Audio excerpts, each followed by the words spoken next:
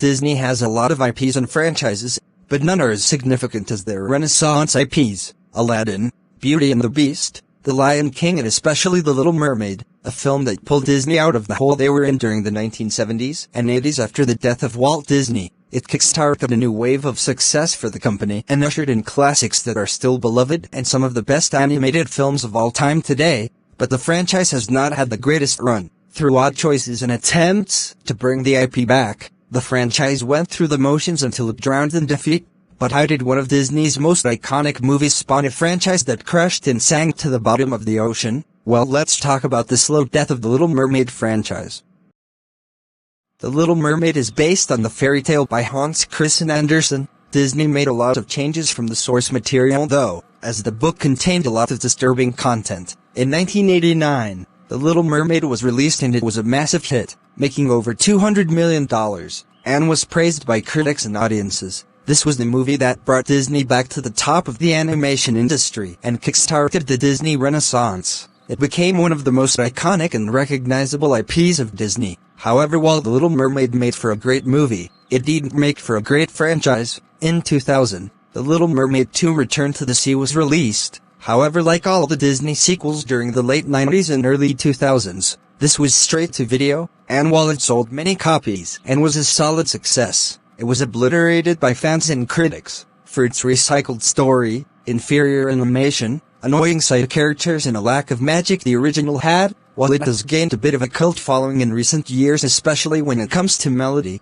it still damaged the image of The Little Mermaid, and it seemed for a bit that was the end of the tale until 2006 when Disney surprised everyone with a teaser trailer for The Little Mermaid 3 on the original special edition release. However, it turned out to be a complete clickbait as it was actually a prequel that would take place before the original titled Ariel's Beginning, which was a very odd choice. Why market it as a third film instead of just saying it's a prequel? Anyway, in 2008, the final 2D Little Mermaid film was released, and it wasn't well received. People appreciated the improvement in the animation quality and even liked some of the characters, but the story and villain was lacking, and it wasn't able to reach the level of the first film. This was also the final Disney sequel produced by the now-defunct Disney Toon Studios after John Lasseter axed all production of Disney sequels after becoming chief creative officer, and they pretty much ended on a whimper as this movie was not very good. It has its fans but it didn't redeem the franchise or the IP, it just kind of exists to ride on the coattails of the original.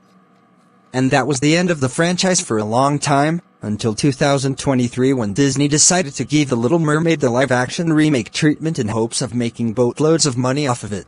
In 2023, The Little Mermaid remake was released, and while it wasn't a flop, it also wasn't a hit, making over $500 million, which at first seems really good, but when you consider that some of these live-action remakes made over $1 billion, and was based on the movie that paved the way for the other Renaissance movies to exist to even be remade in the first place, and it made half of what those other Renaissance remakes made, The Little Mermaid was seen as a huge disappointment in terms of its potential, and it was mixed with critics and audiences, and again, just like the other follow-ups, the movie didn't really bring respect back to the Little Mermaid IP. It just did its thing and disappeared quickly after, and after that, there was no talk of any continuation of the franchise. There wasn't any talk of a sequel to the remake or any kind of spin-offs to the film or franchise. It just faded away and has been dormant ever since, and thus comes the end of the Little Mermaid franchise.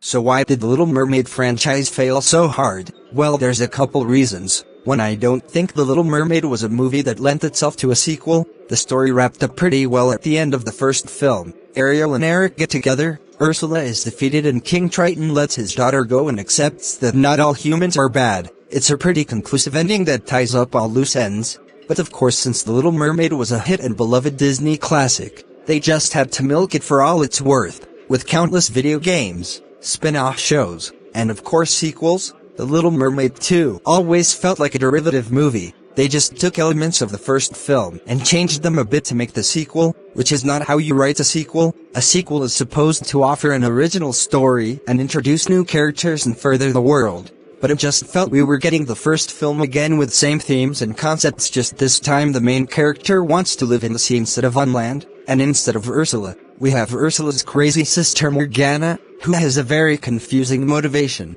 At first she seems to want to avenge her sister by taking revenge on Ariel, but then later she seems to dislike her sister, because she was seemingly more popular and well-regarded. The whole film just ended up falling apart on itself and didn't really add anything to the story. It just felt like a rehash. The third film or prequel film has a similar issue, even though it takes place before the original and tells a different unconnected story regarding Ariel wanting to bring music back to the sea after Tristan bans it cause he blames it for his wife's death. It still feels like it's derivative of the first film's conflicts, mainly because Ariel and King Tristan have conflicting beliefs and are constantly arguing with each other for most of the film. Not to mention this one Mermaid's fascination over a boy. Even the villain was too familiar to Ursula down the fact she had electric eels as her minions. The fact of the matter is that the film was still derivative of the first film's themes and conflicts, and that shows that The Little Mermaid wasn't meant to be a franchise. Another thing is an inevitable thing that doomed the franchise no matter what. John Lasseter became chief creative officer at Disney Animation, and like everybody knows, he absolutely despised the Disney sequels that were coming out of Disney Toon, and his first act as co was the all Disney sequels that were planned and only focus on spin-offs that could become their own franchise. This ended up becoming the Tinkerbell franchise or the Disney Fairies franchise, and the Planes franchise, which were spin-offs of Cars, which is a Pixar franchise. That's a conversation for another day. Point is, no matter what happened, the franchise was going to end anyway because John Lasseter would always come to put a stop to all follow-ups until of course Walt Disney Animation Studios produced Ralph Breaks the Internet, Frozen 2, Moana 2 and Zootopia 2, which is set to be released on November 26th. The sad thing is there was no hope for this iteration of the franchise, because its fate was set in stone when Bob Iger appointed John Lasseter. And finally, the disappointment of The Little Mermaid remake. It still made money, but it didn't make the money Disney felt it should have made. If The Little Mermaid made around $1 billion, then it's possible Disney would have considered bringing this franchise back. But as it turned out, the film underperformed and was quickly swept under the rug, and nowadays nobody talks about it. It became clear to Disney that The Little Mermaid was no longer a viable IP and it no longer had the strong impact it once had, and so they felt it was time to put the franchise to rest and move on.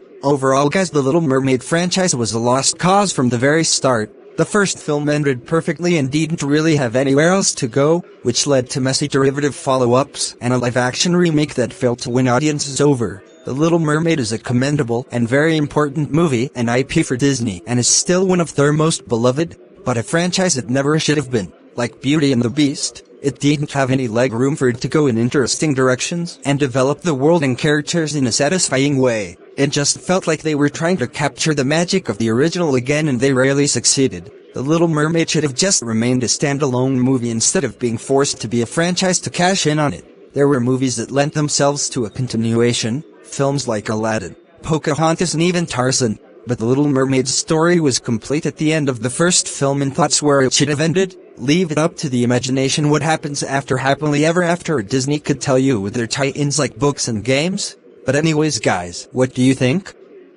Let me know down in the comments, and I'll see you guys later.